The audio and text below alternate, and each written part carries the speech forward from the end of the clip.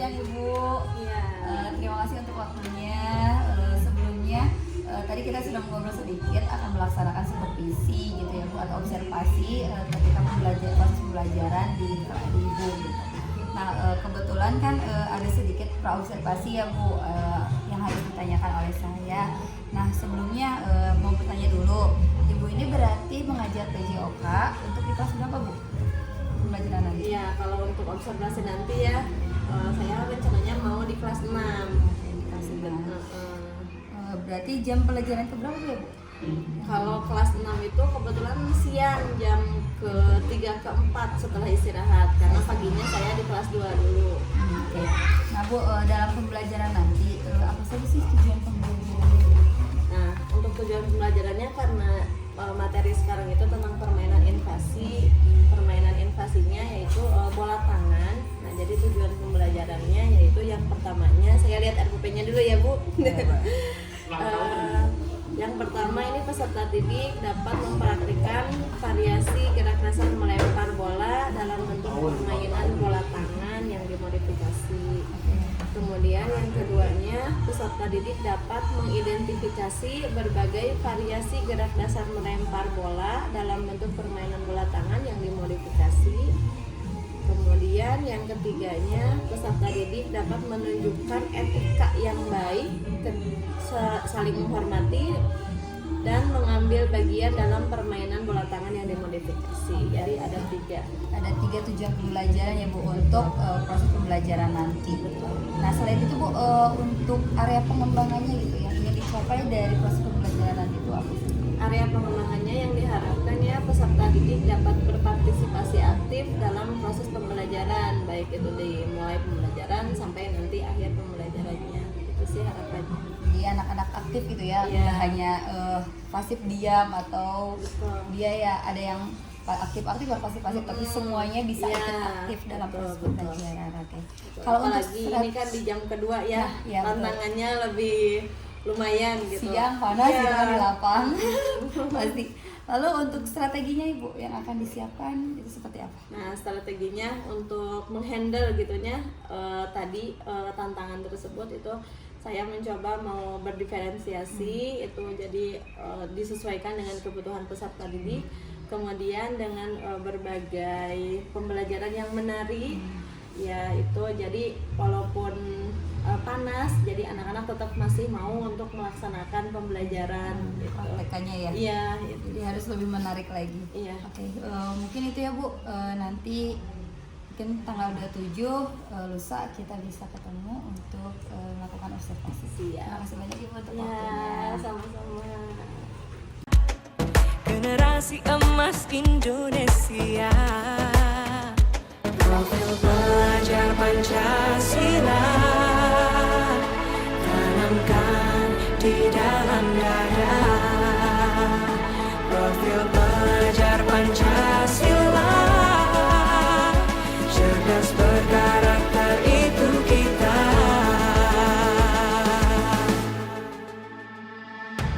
Beriman dan bertakwa pada Tuhan yang Maha Esa, berakhlak mulia, berkebinekaan global kita, gotong royong, berjiwa mandiri, berpikir kreatif dan bernalar kritis. Perbedaan bukan suatu halangan untuk kita saling bergandeng tangan. Bhinneka Tunggal Ika, semboyan negeri kita yang harus kita jaga bersama. Profil belajar Pancasila. Bismillahirrahmanirrahim. Assalamualaikum warahmatullahi wabarakatuh. Hari ini yaitu pelaksanaan P5. Kemarin sudah melaksanakan supervisi akademik. Hari ini kita akan melaksanakan pasca observasinya. Dan hari ini saya ditemani oleh ibu kakak saya yaitu Ibu Diana Fiona dan ada Bu Siti Yuni sebagai coach. Mungkin dilanjut saja ya. pelaksananya. Lupa sekali. Baik, selamat siang Bu. Siang. Alhamdulillah ya kemarin kita sudah melaksanakan, Ibu sudah melaksanakan pelaksanaan pembelajaran atau supervisi akademik.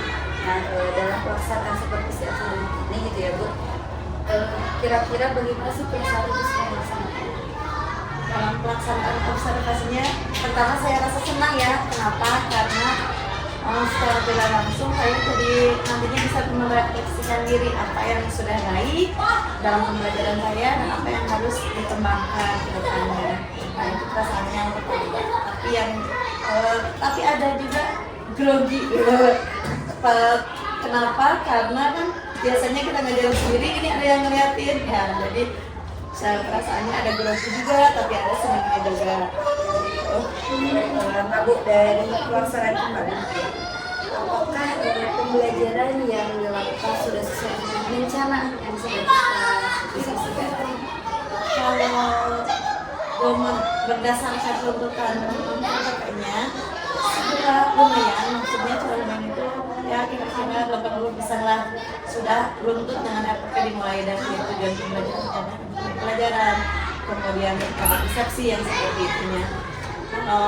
Berdasarkan RPP sudah lumayan sih 80% lah kira-kira. Ya, berarti kalau di range gitu ya, kira-kira dari 10 sampai 100 gitu dalam pelaksanaan seluruhnya, dari mulai perencanaan sampai proses sampai hasil evaluasi anak-anak itu berapa? Kalau dalam prosesnya ya, menurut saya kira-kira 70 deh. Kenapa 70? Kalau tadi sesuai dengan tuntutan RPP itu sudah karena sintak-sintaknya atau urutan-urutannya sudah mencerminkan ke dalam RPP. Namun pada pelaksanaannya kenapa saya berada dalam 70 gitu ya? Karena dalam pelaksanaan itu kan yang diharapkan dalam pembelajaran itu peserta didik berproaktif semuanya, baik itu perempuan ataupun laki-laki dalam pembelajaran kegiatan.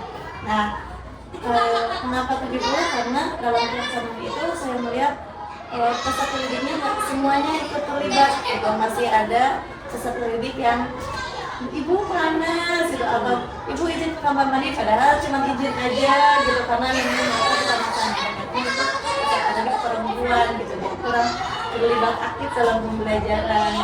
Jadi saya rasa itu dulu. Nah Bu, dari range itu gitu ya, dari 10 ke 100 kan 70 gitu. Berarti hambatan lainnya gitu, dari selain dari anak-anak yang kurang ya ada beberapa siswa yang edukasi itu hambatan lainnya apa yang benar-benar muncul? Hambatannya saya rasa mungkin dalam pembelajarannya juga ya, karena kemarin itu saya menggunakan berdiferensiasi, namun berdiferensiasinya dalam ini apa medianya, dalam medianya. Misalnya pertamanya kan diawali dengan melihat video pembelajaran gitu, kemudian saya jelaskan juga kemudian audio, kemudian saya juga memberikan contoh. Praktiknya di lapangan saya masih menyamakan tentang prakteknya. Dari hambatan yang sudah disampaikan gitu ya. Nah, kira-kira apa sih Bu kompetensi yang ingin dikembangkan untuk selanjutnya? Potensi yang dikembangkan itu dalam proses ini diferensiasinya ya. Kenapa? Karena tadi saya merasa dalam proses pembelajarannya itu anak-anak kan tidak berperan aktif semuanya. Nah, jadi saya ingin mengembangkan dalam proses berdiferensiasi untuk memenuhi kebutuhan itu.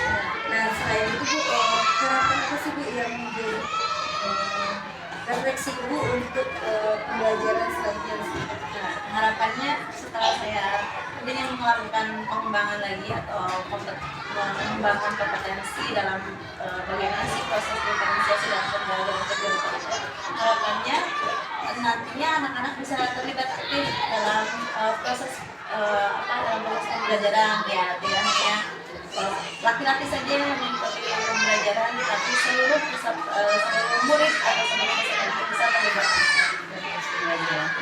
Dan dari hal tersebut gitu Bu, apakah ada perlu bantuan dari siapa atau pendukung gitu untuk pelaksanaan ini? Untuk pendukungnya saya nggak bisa sendiri ya Bu, karena untuk pelajaran olahraga itu cuma 1 minggu sekali, kemudian hanya beberapa 3 jam pelajaran gitu. Jadi saya membutuhkan peran dari berbagai pihak, dari kepala sekolah, kemudian dari wali kelasnya sendiri, kemudian dari pihak orang tua. Dari dukungan, hambatan, dan mudah-mudahan ya Bu ke depannya kita bisa lebih baik lagi untuk murid, terutama yang sangat apapun proses yang kita lakukan itu balik lagi untuk pembelajaran kepada siswa. Nah, untuk selanjutnya Bu, apakah ada rencana untuk pengembangan diri gitu yang aktivitasnya apa untuk pengembangan diri ke depan? Setelah kemarin saya melakukan supervisi ya dengan Ibu, saya juga merefleksikan diri nih. Jadi saya juga sudah mencatat ada beberapa aktivitas pengembangan yang nanti akan saya lakukan untuk perbaikan dalam proses pembelajaran ke depan. Salah satu aktivitasnya Nah, kalau untuk aktivitasnya itu yang pertama sebagai pemimpin pembelajaran. Ya, untuk pemimpin pembelajaran itu tujuan yang hendak dicapai dari aktivitas tersebut. Nah, tujuan yang hendak dicapainya nantinya mampu memberikan teladan atau contoh yang baik menjadi pemimpin pembelajaran di kelas. Jadi nanti mereka bisa memimpin diri mereka sendiri bahwa tahu manfaat olahraga itu, jadi nggak harus saya ayo ikut olahraga. Jadi mereka tumbuh di kesadaran atau kepemimpinannya untuk tahu bahwa olahraga itu penting buat mereka. Gitu. Nah, dari ukuran keberhasilan untuk pengembangan tersebut gitu Bu. Katakan seperti itu. Ya, untuk ukuran keberhasilannya, peserta didik mampu bertanggung jawab terhadap dirinya sendiri, kemudian memberikan contoh yang baik kepada teman-temannya, kemudian teman-teman sejawat juga mengikuti praktik yang baik yang dilakukan di lingkungan sekolah. Jadi partisipasi dari peserta didik yang bisa bertanggung jawab. Nah, untuk pendukungnya sendiri kira-kira siapa saja untuk ketercapaian dari pengembangan ini? Ya, untuk pendukungnya yang pertama peserta didik itu sendiri, kemudian yang kedua kepala sekolah, dan kemudian juga wali kelasnya, dan seluruh warga sekolah. Seluruh warga sekolah itu anak orang tua, kemudian teman-teman pendidik yang lain. Nah, untuk waktunya sendiri gitu Bu, dalam pengembangan gitu ya, memerlukan waktu seperti apa?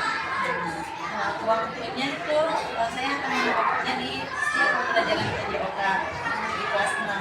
Kelas 6 itu hari Selasa ya. Jadi saya akan menerapkan ini dalam setiap hari Selasa dalam pembelajaran anak. Itu untuk aktivitas pengembangan diri yang pertama. Untuk aktivitas pengembangan diri yang selanjutnya gitu. Aktivitas pengembangan diri yang selanjutnya itu pengembangan pembelajaran berdiferensiasi, karena seperti yang kita tadi diskusikan ya, ada saya merasa pembelajaran diferensiasi dalam prosesnya itu kurang. Jadi saya ingin melakukan pengembangan dalam proses diferensiasinya itu seperti apa. Tujuannya sendiri untuk kenapa harus diferensiasi proses berarti ya? Itu tujuannya sendiri. Tujuannya itu saya ingin memberikan kenyamanan kepada peserta didik itu sesuai dengan kebutuhan. Jadi mereka yang sudah bisa tidak merasa bosan ya. Jadi saya tahu kebutuhan peserta didik mana yang sudah bisa saya memberikan perwakilan seperti apa kepada mereka. Kemudian peserta didik yang belum tahu saya memberikan penonton seperti apa, dan juga yang pernah bisa belum gitu bisa, tapi bisa nggak bisa juga mereka tahu gitu. Jadi saya bisa memberikan perlakuan yang tepat Tentu saja itu termasuk ukuran keberhasilannya juga ya. Misalnya mereka bisa sadar sendiri apa yang mereka butuhkan gitu ya. Nah, untuk pendukungnya sendiri, Nah, untuk pendukungnya kayak hampir sama sih.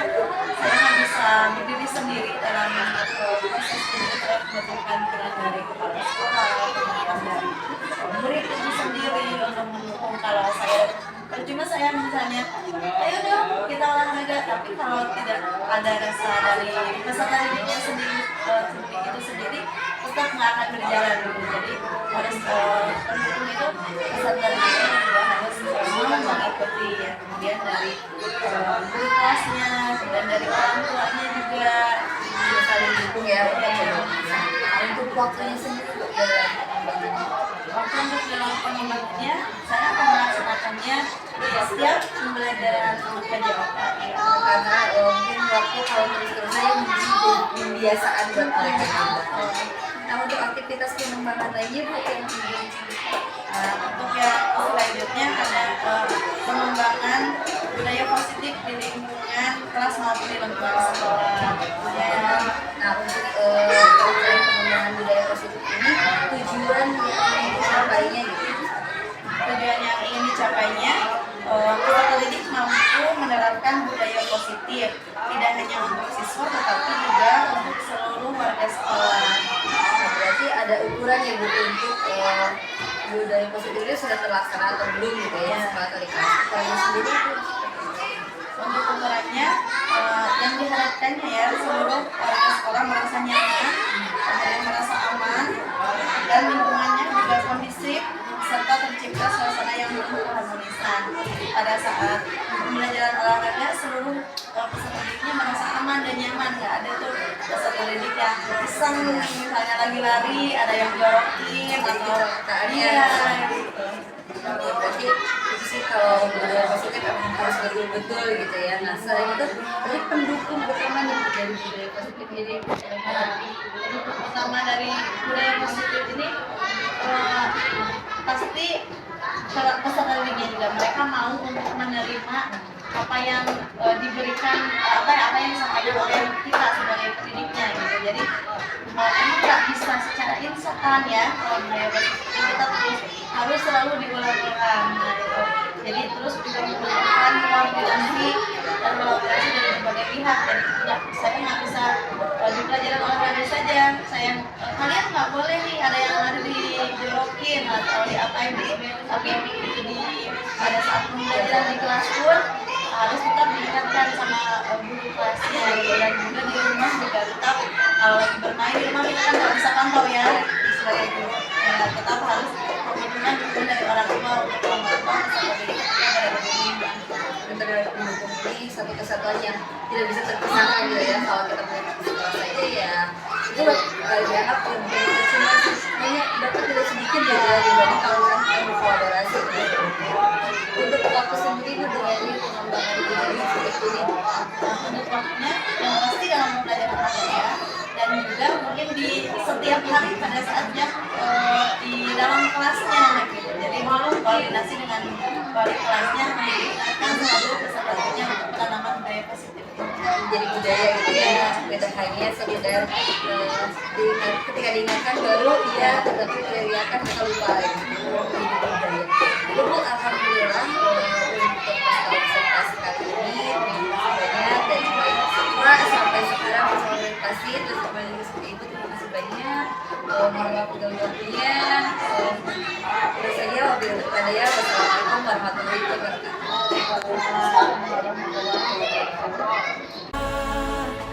Tanamkan di dalam dada profil pelajar Pancasila.